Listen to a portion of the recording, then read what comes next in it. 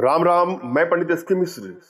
आपका प्यार आपसे रूठ गया है, आप लोग का संबंध टूट गया है, दूरियां इतनी बन गई है, अब नाम नहीं ले रही है कि वह आपसे मिले, आपके पास आए। जब भी इस तरह का सिचुएशन हो, आपको लगे कि आपका रिलेशनशिप नहीं चल रहा है, चलने की संभावना खत्म हो गई है, या रिश्तों में अधिक प्रगाढ़ता चाहते हैं, यह प्रयोग करके देखिएगा।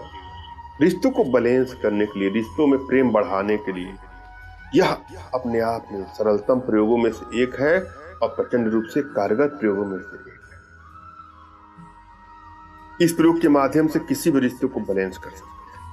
पति पत्नी का रिश्ता हो, प्रेमी प्रेमिका का रिश्ता हो, माता पिता पुत्र, भाई बहन, इष्ट मित्र, रिश्तेदार, कोई भी हो, किसी भी रिश्ते को बैलेंस करके अपना मनचाहा कार्य करवाने के लिए इसका प्रयोग किया जा सकता है। मगर किसी की नैतिकता के विरुद्ध, किसी के आचरण के विरुद्ध, कानून के विरुद्ध कोई काम मत करिए। किसी को ब्लैकमेल करने के लिए, किसी को चीट करने के लिए, हानि या क्षति पहुंचाने के लिए इसका दुरुपयोग अगर आप करते हैं तो खामियाजा आपको देर सवेर मिलेगा ही मिलेगा। अतः सावधानी के साथ वशीकरण का प्रयोग करें। इसमें जिन चीजों की आवश्यकता है उसमें लाल कपड़ा, नींबू और फिटकरी, यह आपको लेना है, जिनको आप इकट्ठा करके ला देना। और जब भी आप कोई प्रयोग करने जाए तो अपनी एनर्जी को भली भांत रीड कर ले और अगले की भी एनर्जी को रीड कर ले। यदि आपकी एनर्जी बैलेंस है तो तुरंत ही, पल भर में, क्षण भर में या कुछ समय में ही आपका वशीकरण हो जाता है। और यदि आपकी एनर्जी बैलेंस नहीं है तो थोड़ा समय लग सकता है, मगर वशीकरण टोटका काम करता ही करता है। एनर्जी को बैलेंस करने के लिए कुछ छोटे छोटे प्रयोग हैं, कुछ छोटी छोटी साधनाएं हैं जो हमारे माध्यम से आप अपने घर बैठे सीख सकते। तमाम बहनों का, भाइयों का ऐसा कमेंट आता है, कुछ क्वेश्चन आता है, मैंने यह प्रयोग किया, हमको सफलता नहीं मिली है। अगर आपको सफलता नहीं मिली है तो हो सकता है कि आपकी एनर्जी बैलेंस ना हो, या आपने सही तरीके से ना किया हो, या आपको अपने इष्ट पर विश्वास नहीं है, या अपने गुरुदेव पर विश्वास नहीं है। इन तीनों चीजों को आप ध्यान में दीजिए और आप प्रयोग करिएगा, आपको सफलता मिलेगी ही मिलेगी। पहला विश्वास करना है प्रयोग के ऊपर, दूसरा अपने इष्ट पर, तीसरा अपने गुरुदेव पर। फिर कोई काम करिए। और जब भी आप कोई प्रयोग करने जाते हैं या प्रयोग करने जाते हैं, उस समय आप डिप्रेशन की अवस्था में हो, एक अवसाद में होते हैं, निराशा की ग्रंथि में होते हैं, तो टेंशन में, तनाव में, हड़बड़ी में, हड़बड़ाहट में आप कोई प्रयोग करते हैं तो भी आपको सफलता नहीं मिलती है। अतः आपको अभ्यास करना चाहिए अपने आप को अपने आप में जाने के लिए, अपने आप में रहने के लिए। कभी कभी लोग आप से बाहर हो जाते हैं, किसी ने गुस्सा दिला दिया, आप से बाहर हो गए, किसी ने दिल तोड़ दिया, आप से बाहर हो गया। अब तो मुझे कुछ अच्छा ही नहीं लग रहा है, न खाने की इच्छा है, न सोने की इच्छा, नींद ही नहीं आ रही, कुछ भी नहीं हो रहा है, हर जगह असफलता। इसका मतलब क्या हुआ कि आप अपने आप से बाहर आ। आपको अपनी खुशियां चाहिए, आप खुशियां लीजिए, मगर ये कौन सी खुशी है? कोई आपको खुशी दे तो आप खुश हो गए, और किसी ने आपका दिल तोड़ दिया तो आपका खुशियां खत्म हो गई, आपका जीवन ही खत्म हो गया। तमाम बहनें हैं, कुछ भाई हैं जिनको जीने की इच्छा ही खत्म हो जाती है। यह खुशी नहीं है, यह प्रेम नहीं है, यह एक अवसाद है। अगर आपकी अपनी खुशी दूसरों में ही ढूंढने का ऐसी तरह से प्रयास करेंगे तो आप कभी अपने आप में नहीं रहेंगे। अतः पहला काम है आपको अपने आप में लौटना। इसके लिए आप क्या करिए, सुबह के समय आप अगर टहलने जाते हो या किसी बाग बगीचे में जाते हो या अपने घर की छत पर ही बैठ जाते हो, आप चेयर पर बैठ जाइए, छत के ऊपर बैठ जाइए, या किसी बाग बगीचे में चले जाइए जहां आपको आसमान दिखाई दे, आपको वहां पर जाना है, गहरी गहरी सांसें लेनी है और बैठ करके आपको आसमान की तरफ देखना है। सोचिए नीला आकाश है, बस आप इस पर फोकस रखिए कि आकाश नीला है। आप आसमान की तरफ अपनी नजरों से देख रहे हैं कि नीला आकाश।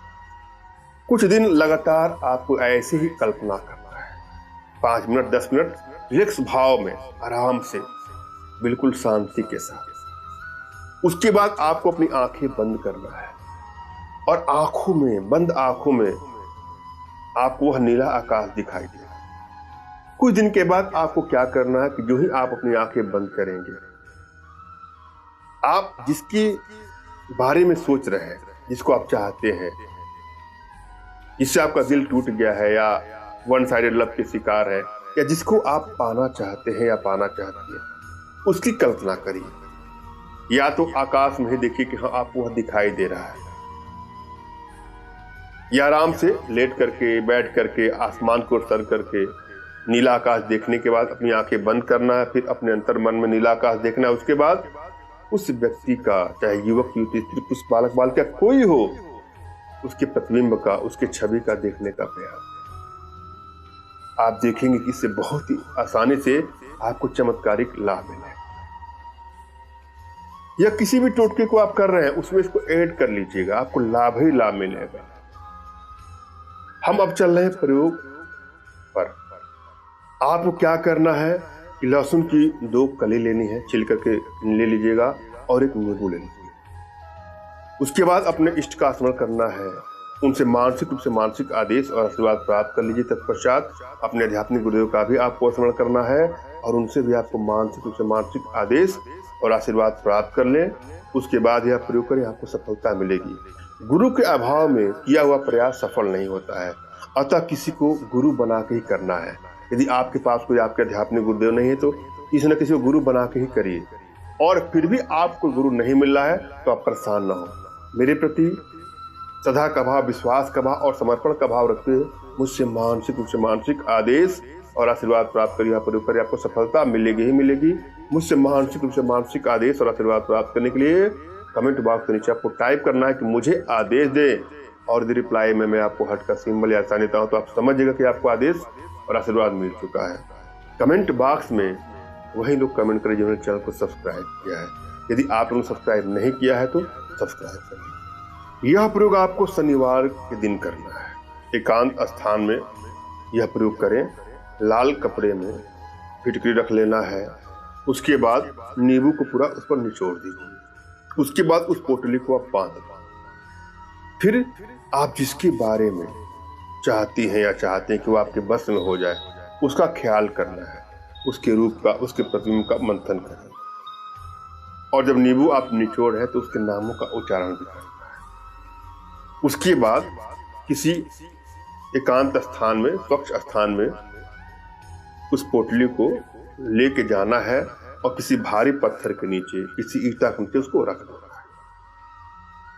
और फिर वहां पर उसके नाम का उच्चारण करिए, उसके रूप का उच्चारण करिए, और उसके बाद बिना पीछे मुड़े अपने घर आए और मन में कोई तनाव न रखे, कोई निराशा की ग्रंथि न पैदा होने दे।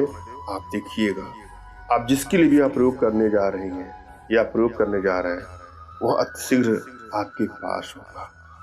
रिश्तों की दूरियां खत्म हो जाएगी, खोया प्यार आपके पास लौट के आएगा, किसी प्रकार की कोई समस्या नहीं होगी और आप लोग का प्रगाढ़ता पहले से भी अच्छा हो जाएगा।